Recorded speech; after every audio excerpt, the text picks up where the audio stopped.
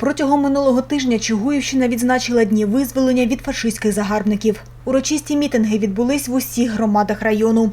Зокрема, у Веденці Новопокровської ОТГ біля обеліску відслужили панахиду.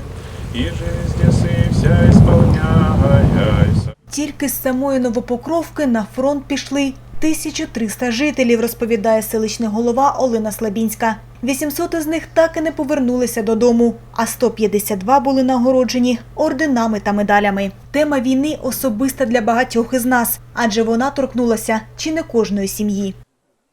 Мої дідусі, бабусі воювали на фронтах війни, нагороджені теж медалями, орденами. Дуже пишаюся і цю пам'ять буду намагатися зберегти вічно.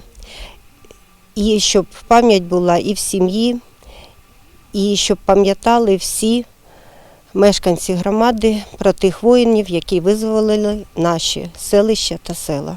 Дякую всім небайдужим мешканцям громади, які прийшли до цих славетних місць та вшанували пам'ять загиблих. На жаль, сьогодні в громаді вже не залишилося жодного живого свідка війни. Проте тут із вдячністю пам'ятають про людей, які боролися за наше мирне життя. І на підтвердження цьому квіти до меморіалів у Веденці, Тернові та Зеленому Колодязі поклали від Новопокровської селищної ради та від народного депутата України Дмитра Шенцева. Анастасія Іванова, Геннадій Чегліков, телерадіокомпанія «Слобожанка».